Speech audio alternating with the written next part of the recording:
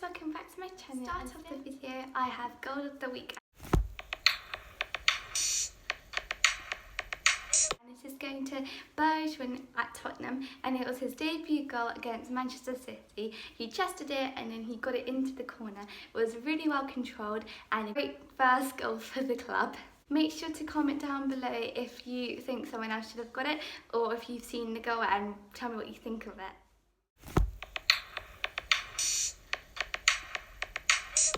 Premier League results from the weekend. So we had third v fourth place. This was Leicester v Chelsea, and Chelsea scored first through Mason Mount's corner, and Rudiger scored, but Leicester equalised through Harvey Barnes. The next goal was by Leicester, Ben Chilwell, and then Rudiger again, assisted by Mason Mount, was the last goal of the game, meaning the match ended 2-2. So 1 point was given to each team there. Crystal Palace lost at home to Sheffield United 1-0. Guaita, their keeper, made a very big mistake. He caught the cross but then kind of dropped it over the line, so he walked back after he caught the cross, but it counted as a goal because it's like over the line. So that would be a costly mistake for them, as they could have picked up 1 point there at least, but that means Sheffield United got all 3 points. This was a game at the bottom half of the table, Bournemouth v Aston Villa, both teams really needing to win this game, and Bournemouth won it 2-1 actually, and they also had a man down in the last 15 minutes I think, but they did manage to hold on to the victory there.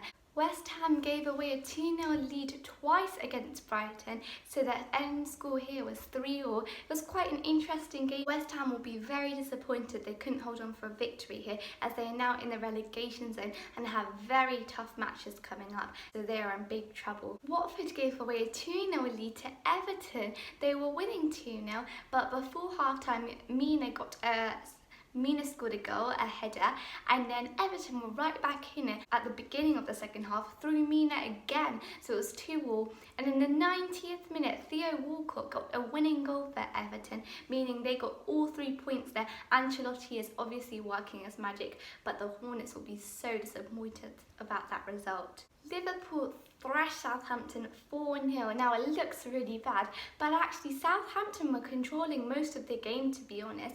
Liverpool really weren't playing their best football, definitely not like title winning football, but it was obviously just enough to crush the Saints' hopes of getting a victory here, which means they are 22 points clear at the top, and if they win the next 6 matches, providing Man City don't win all of them as well, they have won the league already. Could be early as March the 21st, the game against Crystal Palace, and they do have quite, well, we say easy fixtures, but there aren't really any easy games in the Premier League. However, they're not big 6 teams, so they have a big shot of getting that title early. Newcastle had a goalless draw with Norwich. The same score was with Man United and Wolves. These two have played each other quite a lot recently. No goals were scored here. Burnley drew with Arsenal. This was Burnley's first draw, however this was Arsenal's 13th draw of the season. Arteta will really be focusing on scoring goals now. And then there was the big derby.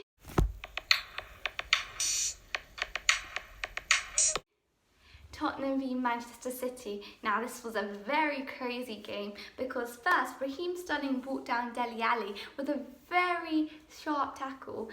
He caught Dele Alli on like the ankle, his studs went right in, and it did go to VAR, but it wasn't a red card, although on the touchline you could see Mourinho was getting very crazy about it. He was insisting that it should be a red card, but it was only a yellow there. However, there was a penalty for City. Aguero got brought down by Serge Aurier in the box, although it looked like first he had got the ball, so the referee continued play. Play was resumed for about 2 minutes I think, and then the referee actually stopped and went back to the penalty spot, pointing out that VAR had checked it and it was actually a penalty to City. It was Gundogan taking this, as Aguero doesn't actually have a great record against Lloris, but it was saved. Keeper dived the right way, although it wasn't a great penalty. It wasn't exactly in the corner, but if they show the replay, it actually shows Lloris was just off his line as the ball was struck, so it should have been taken again, but it's the on-field referee's decision to do it, and he didn't. But then Lloris saved it and he pushed it out, but he went to go after it, and just as he was getting his fingers to it, Raheem Sterling collided with him, and it could have actually been another penalty, but VAR did check it and there was no contact, luckily.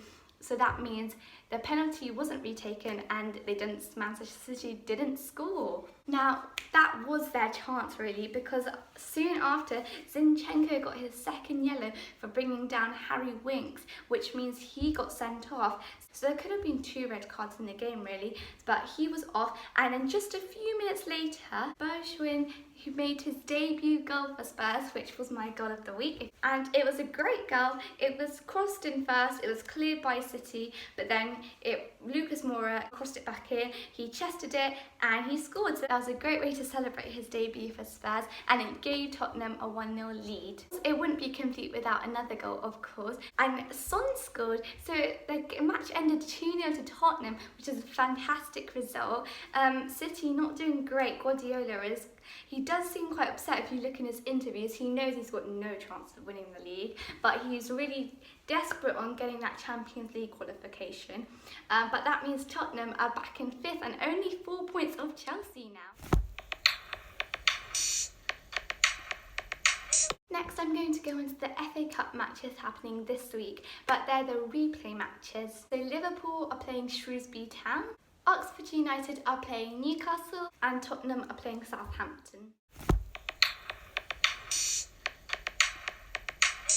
Obviously, the transfer window has finished now, and Fernandes made his debut in the United game against Wolves as well. I mean, you could see kind of an impact he was having on their game, controlling that midfield, getting passes. His passing was quite sharp, but I think it'll take time for him to settle in properly and get used to how they play. And we talked about Tottenham. They had Bergwijn come from PSV. He definitely made an impact. You could see even Tangana, the young signing Mourinho made just before. He was very good at defending. You could see he was really blocking those shots. City had no chance there, so that's a good sign as well. And there is also big tennis news. Djokovic beat Dominic Thiem in the final of the Australian Open to win his 8th Australian Open, so congratulations to him. He knocked out Federer in the semi-finals to make his place in the final, so he'll be very happy with that. And also the Six Nations has started. The male results from the matches that happened over the weekend. Wales beat Italy 42-0. Ireland beat Scotland 19-12. France beat England 24-17. And then the women's results for the Six Nations. Ireland beat Scotland 18-14. Wales lost to Italy 15-19. France lost to England 19-13. And that's it for this video. Hope you enjoyed. Don't forget to like, comment and subscribe and hit the notification bell, and I'll keep you up to date with all the new sports news. Bye!